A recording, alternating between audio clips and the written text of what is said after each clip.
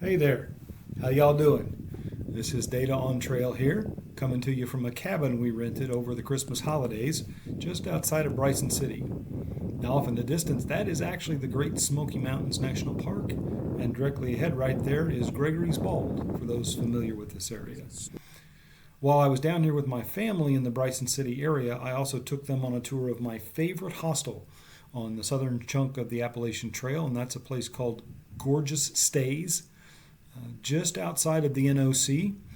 And I shot some video that's going to come up next featuring my family and the various tiny houses and camping options that are there, plus the lodge and a little bit of time with the owner and operator, Wendi. So this is the main lodge, which has a common space upstairs, both outside on the porch and inside.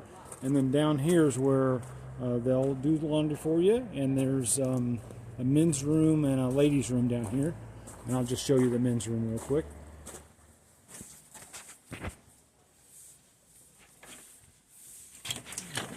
And there's nobody in here. So, yeah, so the men's room starts with 2 dressing stalls, and the dresser contains loaner clothes.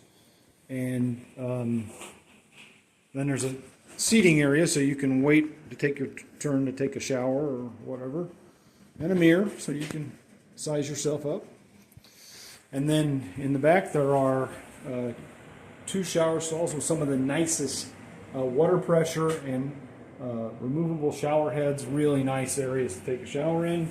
And then there's a urinal and a toilet. On that side, a pair of sinks, and there's another like prep table to shave on, or I don't know, do whatever on, groom yourself at. So there are one of these on each side, one for men, one for women. And go ahead and check it out. And then upstairs, there's a common area, and that's the camp dog. Hey there, hey there. That's Honey. Honey's the camp dog. She's fierce, but not really. Come here. You want to make a cameo? You show everybody what a lovable dog you are. So she will run up to you and bark like crazy, and then generally flop down on the ground in front of you. So this one is called Crown. It's got a British royalty theme to it. I'm only going to show you a little bit because this is actually double decker. This one's huge. For the week, and I haven't cleaned it, so that's why the upstairs is not done. Okay, well I won't film the upstairs. Thank you. And I don't think I've ever been in Crown. Oh, stop! Really? Yeah, I don't think I have. Maybe I have, but I don't remember it. And how many does this one sleep? This one can sleep up to 6. So this one in Schoolie, you only rent out to Tramleys. Correct. Because I there's. love these little British style teacups. Oh, isn't that cute? Yeah, and there's a whole. So forgive the mess up there. It is a legitimate, original London double-decker bus. Everything that has an engine on our property, I have a title for. So we remove the batteries and we disable the horns. Because every adult will try the horn.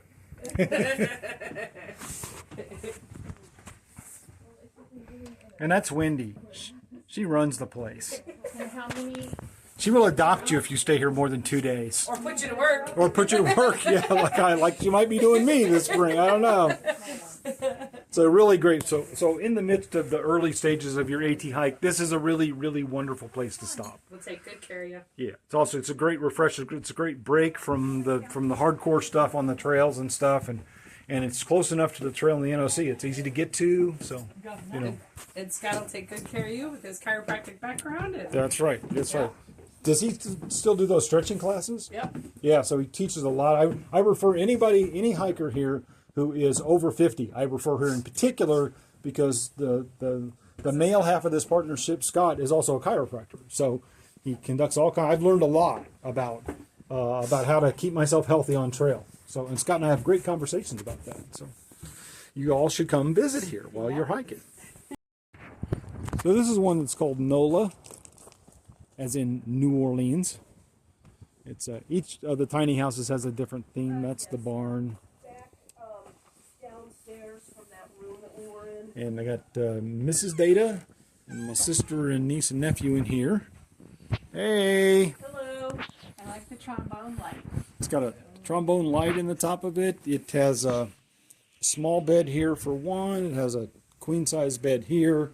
All of the tiny houses here have microwaves and refrigerators, and they have a camp toilet and water source in the place. They have power and heat, even though it's not on today. They come with a Keurig machine and an air conditioner, and then there's a main house that has a shower and resupply options, things like that. So these are pretty good size for 3 or 4 people. There's actually a stowaway bed underneath this double bed, so you could really squeeze 4 or 5 people in here. And I've spent a couple of days in that one. Barn. And this one has a special place in my heart because this is where I spent the 4 days as Hurricane Helene blew through this area a couple of years ago. So, yeah, so I spent 4 days during Hurricane Helene living in here, a twin bed, and did my pack explosion on this thing. It looks like that might fold out into 2 beds. It does. It either folds out or pulls out. Or unstacks or something. So like the other one, you could sleep 4 in here if you were a hiking family together. And again, it has, a coffee machine and a water supply and a refrigerator and microwave and access to the clubhouse, which has laundry facilities and showers. And this one is obviously farm themed, which I thought was kind of cute.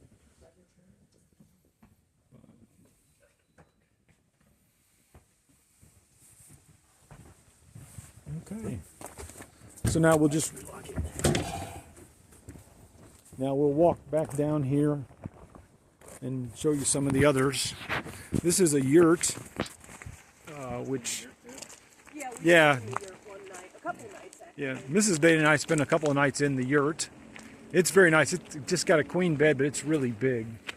And then there are a couple of safari tents down here. There are also tent stands that you can rent for less than the cost of the yurts or the tents or the tiny homes. And I've stayed in one of those platforms at one point. There's a creek right by it. It's very nice. So, and that's the end of it. There's a small school bus, which is a thing you can rent out. This is the bus. What do you call this one, Wendy? Schoolie. And Mrs. Data and I have stayed in Schoolie. This one's big. And you let dirty hikers stay in here. We do. I proposed to him before we let him in, but So it is literally an old bus, and it's got 4 bunks up front and a king-size bed in the back. And again, it has a kitchenette. It has a small composting toilet like the others. Has a little bit of a public area even, and then this king-size bed in the back. This is a very nice unit. We stayed in, Mrs. Day and I stayed in here for about a week. Too much of this one, so I actually stayed in this one. Yeah. Yeah.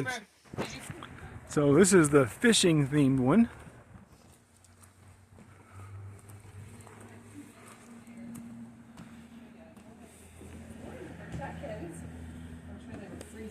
This is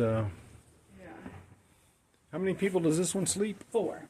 4. So it's because it's got the upstairs to it. Yes, has 2 beds upstairs. Somebody's cell phone's in here. Oh, me. Thank you. Oh, I was okay. just making a bed. Composting toilet and kitchenette, I like to call it. And there will be guests in here this evening. So yes, folks, there are still fellow hikers out on trail.